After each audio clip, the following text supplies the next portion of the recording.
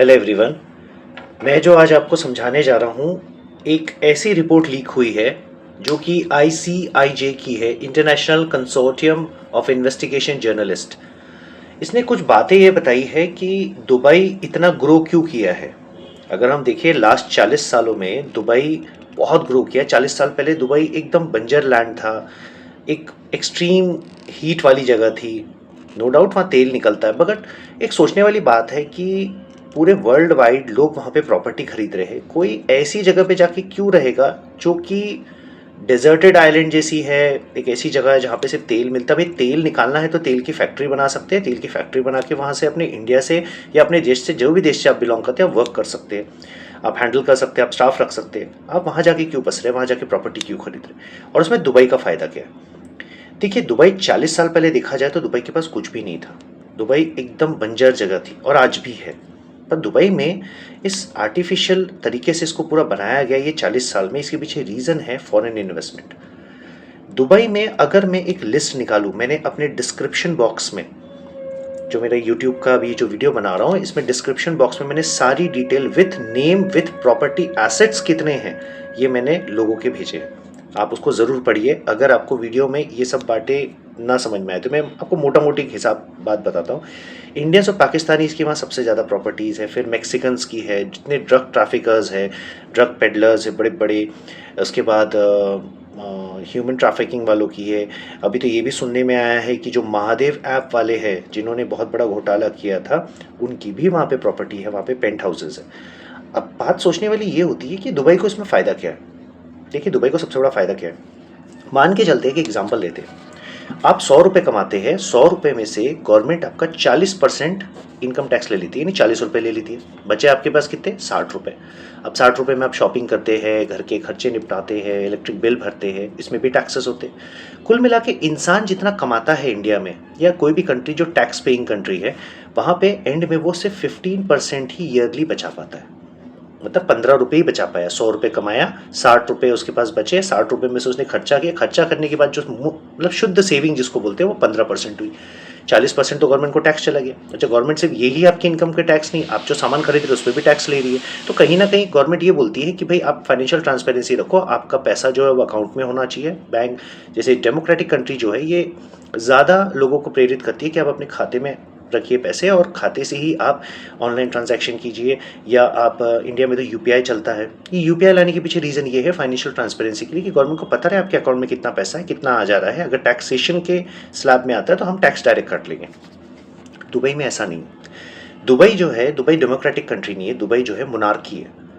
मतलब वहाँ राजशाही चलती है, वहाँ राजा लोग बैठते हैं, वहाँ कोई वोटिंग वोटिंग नहीं होती, वहाँ कोई डेमोक्रेसी नहीं होती। वहाँ पे जैसे हमारे यहाँ पॉलिटिकल पार्टीज होती है, वहाँ ऐसी कोई चीज़ नहीं है। ठीक है, वहाँ पे राजा का बेटा राजा ही बनता है। ठीक है, प्रजा में से कोई राजा नहीं बनेगा। हमारे यहाँ पे डेमोक्रेसी में प्रजा में से कोई भी बंदा जो है देश का राजा या स्टेट का राजा बन सकता है, यानी प्राइम मिनिस्टर या चीफ मिनिस्टर की पोस्ट हैंडल कर सकता है। वहाँ पे अगर आप 100 रुपये कमाते हैं तो 100 रुपये में से वहाँ की गवर्नमेंट सिर्फ 5% यानी 5 रुपये आपसे टैक्स लेगी। और ये भी बोलती है गवर्नमेंट कि जिस दिन आप देश छोड़ के जाएंगे, ये 5% जो हमने आपसे टैक्स लिया है ये आप वापस लेके जाइए। इसमें दुबई का फ़ायदा क्या है। दुबई का फ़ायदा ये है कि जितना टैक्स कम रखेंगे लोग उतना ज़्यादा वहाँ इन्वेस्ट करेंगे। अब दुबई जो है किसी भी प्रकार की प्रत्यर्पण संधि, जिसे हम कहते हैं दो गवर्नमेंट्स के बीच में एक संधि साइन होती है कि अगर हमारे यहाँ का क्रिमिनल या हमारे यहाँ का कोई ऐसा क्राइम इफेक्ट करने वाला या फिर वांटेड बंदा अगर आपके यहाँ पे आता है तो आप उसे अरेस्ट करके हमें वापस करेंगे। एक्स्ट्राडिशन ट्रीटी बोलते हैं इसे। वो दुबई फॉलो नहीं करता। दुबई यूनाइटेड अरब अमीरेट्स में 1 करोड़ की जनसंख्या का देश है, जिसमें से तकरीबन 35 से 36 लाख लोग जो है वो सिर्फ इंडियंस है। सेकेंड नंबर पे पाकिस्तानीज आते, फिर बाद में मैक्सिकन्स आ गए।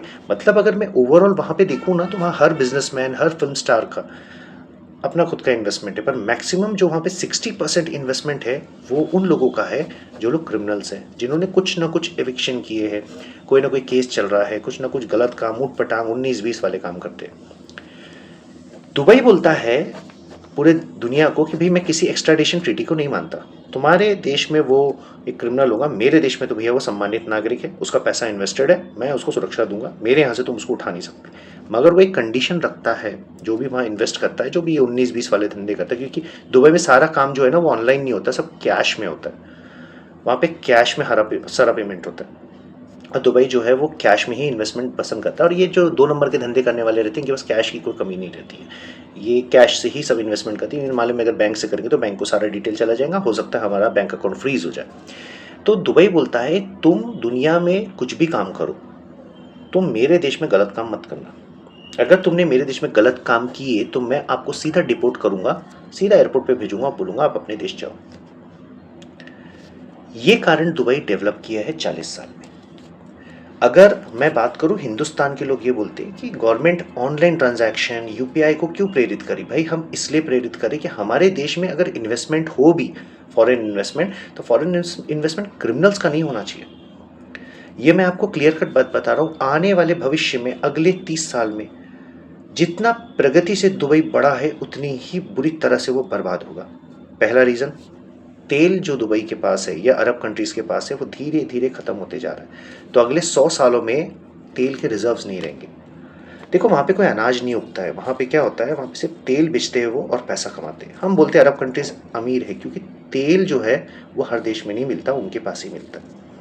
दूसरा रीज़न, इन्होंने जितनी प्रॉपर्टीज क्रिमिनल्स और 2 नंबर वालों को दे के रखी है, ये लोग आपस में ही कॉन्फ्लिक्ट क्रिएट करेंगे। देखो राजा ना ज़्यादा दिन तक संभाल नहीं सकता, कितना भी पैसा रहे, राजा को उड़ा दिए ना तो सब खत्म। और दुबई की अगर मैं पॉपुलेशन की बात करूं तो 90% पॉपुलेशन बाहर की है, सिर्फ 10% ही दुबई के लोग हैं। तो ये 10% अगर राजा की मदद करना भी चाहे तो वो नहीं कर सकते। दुबई और एक चीज़ में अमीर क्यों है, दुबई में खुद वहाँ की दुबई गवर्नमेंट की 37,000 टैक्सीज चलती है। उन्होंने टैक्सी ऑपरेटर्स को कॉन्ट्रैक्ट देखे रखे, मगर 37,000 टैक्सीज चलती है, जिससे पर टैक्सी से उनको 2 दिरहम का प्रॉफिट होता है। मैं अगर रोज़ का देखूँ तो करीबन 1.5 करोड़ तो वो वैसे ही प्रॉफिट कमा लेते हैं, और बाकी का इन्वेस्टमेंट है, 5% टैक्स लेते हैं। देखो उनको कोई जन कल्याण का काम नहीं करना है। जैसे हमारे यहाँ पे कैसा गवर्नमेंट टैक्स लेती है, रोड बनाती है, हाईवे बनाती है, और मनरेगा के काम करेगी, लोगों को जॉब देंगी, गरीबों को अनाज देगी, उनको इससे कोई मतलब नहीं। ये सब डेमोक्रेसी में होता है, ये राजतंत्र में नहीं होता, ये सिर्फ प्रजातंत्र में होता है। तो हिंदुस्तान के लोग जब ये सोचते हैं कि दुबई बहुत डेवलप है, तो दुबई की सच्चाई ये है। मैंने इस पे पूरा का पूरा लेख डिस्क्रिप्शन बॉक्स में डाल रहा हूँ, आप उसको पढ़ सकते हैं। और साथ में मैंने एक छोटा सा एक सिनारियो भी इस वीडियो के साथ में, जब मैं आपको पोस्ट कर रहा हूँ इसका लिंक, तो दे रहा हूँ। मेरी उम्मीद है कि हर एक हिंदुस्तानी जो ये रोना रोता है कि हमें टैक्सेशन लगाए गए हैं, भाई आप सुरक्षित हो। आपकी हालत दुबई के जैसी कम से कम नहीं होगी कि इन्वेस्टमेंट आया मगर ऐसा आया जिसका ना आपके पास हिसाब है, ना आप किसी देश के साथ। आप मान के चलो ये सारे के सारे क्रिमिनल्स एक दिन इनका खोपड़ा सरक गया और इन्होंने बोला हम तो आधे से ज़्यादा रूल करते, अब तो हम ही करेंगे। राजा कहाँ जाएगा, कहाँ जाएगा, कहीं नहीं जा सकता, राजा ख़त्म, उसको बाहर ही नहीं जाने देंगे। क्रिमिनल लोग जो होते हैं ना, ये नहीं बोलते कि तू देश छोड़ के चले जा, जैसे पाकिस्तान में होता ना, आसिफ अली जरदारी मुशर्रफ के साथ हुआ कि तुम पे केस करेंगे नहीं तो तुम देश छोड़ दो। वो लोग देश वेश नहीं छोड़ने देते बॉस, क्योंकि उनको अच्छे से मालूम है, उन्होंने पैसा इन्वेस्ट किया, उनके बहुत सारे राज आपके पास है। वहाँ पे बड़े शरीफी से रहते हो, पर जिस दिन उनका दिमाग सटक गया और उनकी पॉपुलेशन हद से ज़्यादा बढ़ गई, दुबईन्स पूरे ख़त्म हो गए, तो ये मान के चलिए राजा ख़त्म हो गया। तो आप हिंदुस्तान में हैं, आप बहुत सुरक्षित कंट्री में हैं, आप एक डेमोक्रेटिक कंट्री में। कृपया करके याद रखिए, अगर कोई भी फॉरेन इन्वेस्टमेंट आप बुलाते हैं तो ये सोच कर बुलाइए कि वो क्रिमिनल है।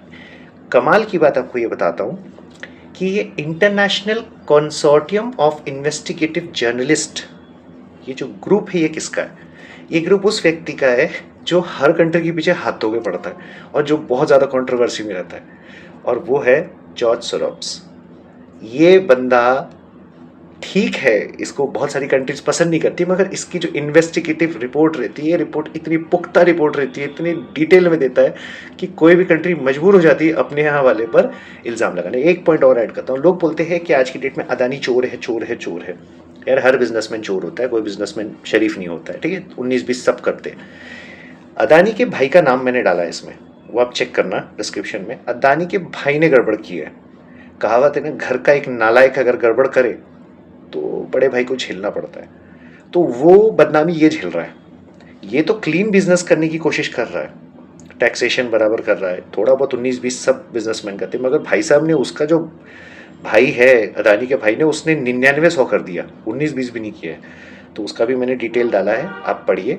और हो सके तो अपने बच्चों को बैठ के ये सारी रियलिटी बताइए कि स्काई स्क्रेपर्स अगर बनते हैं, दुबई में जो बने, उसके पीछे इन्वेस्टमेंट लॉजिक क्या है।